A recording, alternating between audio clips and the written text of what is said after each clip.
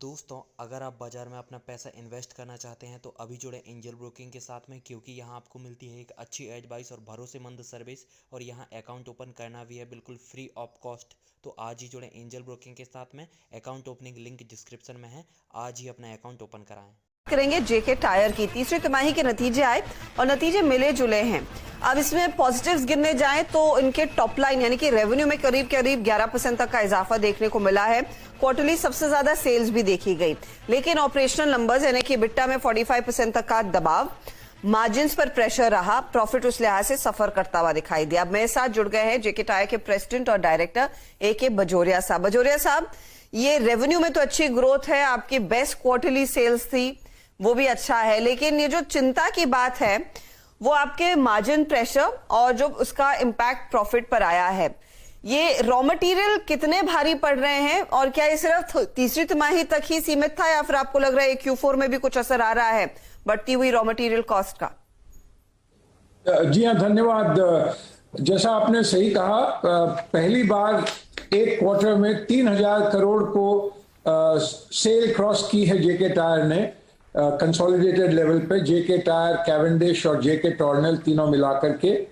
और जरूर हमारे मार्जिन्स के ऊपर दबाव रहा है और वो मेनली खास करके ये रॉ मटेरियल के जो दाम पिछले 12 महीने में आज तक, मैं समझता हूं पिछले 15-20 साल में कभी 34% दाम 12 महीने में नहीं बढ़े होंगे। और आप देखिए, जैसे कोई रबर 120 रुपए का था मार्च में और मार्च 21 में, और अब 190 रुपए टच कर गया, 191 रुपए, और फिर अब इन दिनों में थोड़ा और कम हुआ है, करीब समझिए 170, 172। तो इसी तरह से आप क्रूड को देखिए, क्रूड ऑयल हमारा तो पेट्रो बेस्ड है। क्रूड मार्च के अंदर जब ये थर्ड वेव चालू हुई कोविड की, तो ये आप सेकेंड वेव और फिर अब ये थर्ड वेव चालू हो गई, और आप देखिए उस वक्त क्रूड $40 से कम हो गया था, कोई कोई दिन $39, और आज $90 के ऊपर पहुंच गया क्रूड। अब हमारा तो देखिए नेचुरल रबर और पेट्रो बेस्ड सारे ये जितने भी केमिकल्स हैं, आपके ये सिंथेटिक रबर है और आपका ये दूसरे जो भी इसके इनपुट्स हैं, plus of course steel, tyre, cord में भी दाम खूब बढ़े हैं। तो इस तरह से ये 34% का असर सेलिंग प्राइस के ऊपर, 66% रॉ मटेरियल है, 67%। ओके। तो ये 23% का फर्क पड़ता है, और 23% में हम लोग मुश्किल से 10%, 11% दाम पास ऑन कर पाए हैं। तो विद द रिजल्ट कि नेचुरली जो आपने हमारे पहले एबिटा मार्जिन्स 16, 17, 18% भी देखे हैं, वो आज के दिन वो 9-10% पे रह गए हैं।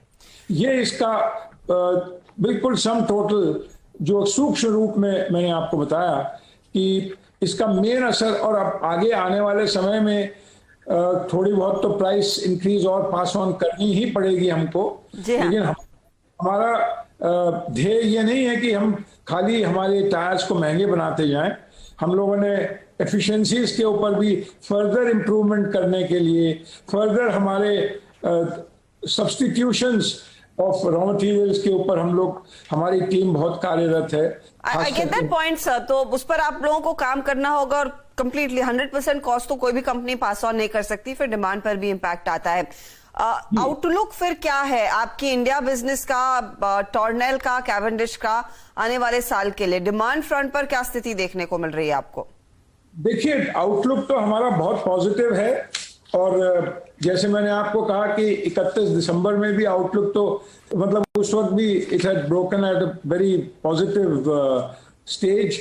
और आउटलुक में तो मैं यही कहूंगा कि देखिए बहुत अच्छी डिमांड और जनरेशन होगी इस बहुत ही बढ़िया बजट से। और ये इसकी, क्योंकि इतने ये जो 7.5 ट्रिलियन केपेक्स का जो इन्होंने पहली बार इतना एक्सपेंडिचर जो रखा है, तो उससे डिमांड डेफिनेटली बूस्ट होगी। जॉब्स क्रिएशन होगा, और जो 25,000 किलोमीटर की जो रोड्स बनाने की बात कही है उसमें बहुत अच्छा हम लोगों को, देखिए हम लोग तो ट्रांसपोर्ट व्हीकल्स, कमर्शियल व्हीकल्स हो, पैसेंजर व्हीकल्स हो, फार्म हो, 2-3 व्हीलर हो, ऑफ द रोड हो, तो इन सब के ऊपर टायर्स लगते हैं। तो जितना ये काम बढ़ेगा उतने हमारे टायर्स की खपत बढ़ेगी, और इसलिए आगे आने वाले समय में बहुत अच्छा होना चाहिए। 1-2 क्वार्टर लग सकते हैं इकोनॉमी को पूरी तरह से वापस से अपने फॉर्म में आने में, लेकिन हम लोग, और इस दौरान हम लोगों ने क्या किया है कि जेके टायर का एक्सपोर्ट आपने देखा होगा इस क्वार्टर में हाईएस्ट एवर हुआ है। एक क्वार्टर में करीब 500 करोड़ रुपया, 490 करोड़ रुपया, मतलब जो आज तक हमने कभी इतना एक्सपोर्ट नहीं किया। 160 करोड़, 170 करोड़ हर महीने के। Right. तो विद द रिजल्ट दैट हम लोगों को एक्सपोर्ट में इस वक्त नॉर्मली डोमेस्टिक के अंदर थोड़ा ज्यादा मार्जिन होता है, लेकिन इस बार एक्सपोर्ट में हम लोग प्राइसेस थोड़ी बेटर बढ़ा सकते हैं, और उसमें हम finally I get your point कि एक्सपोर्ट मार्केट में एक अपॉर्चुनिटी आपको है और उसको आप कैप्चर भी कर रहे हैं। ये सीसीआई की पेनल्टी पर क्या अपडेट है सर? आपने क्या सीसीआई को अप्रोच किया है? जी हाँ, हमने अप्रोच किया है सीसीआई को। अभी तो नहीं किया है, मतलब इन द सेंस कि देखिए, मैं 1 मिनट में आपको बता सकता हूं कि सीसीआई ने जेके टायर के ऊपर आरोप लगाया है कि सब टायर कंपनियों से मिलकर और कंपनीज एक्ट के सेक्शन 3 का हमने उल्लंघन किया है, और इसके तहत जेके टायर पर 310 करोड़ का जुर्माना लगाया गया है, और दूसरी टायर कंपनियों को सबको मिलाकर के करीब 1800 करोड़ रुपए का जुर्माना लगाया है।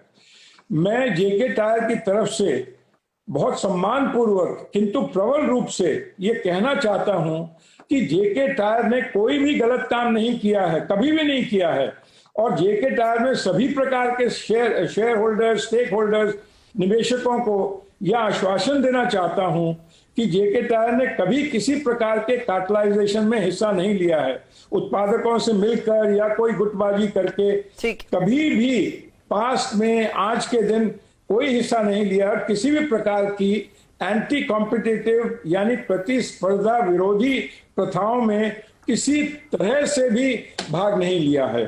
मैं आपको इतना कह सकता हूं कि जेके टायर के संचालन में आंतरिक नियंत्रण एवं अनुशासन एवं ईमानदारी, निष्ठा, सच्चाई, पारदर्शिता एवं विश्वास से कार्य होता है। जी, ओके।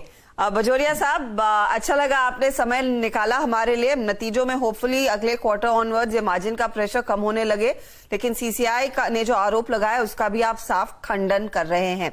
शुक्रिया हमारे लिए समय निकालने के लिए। All the very best coming quarters के लिए जेके टायर।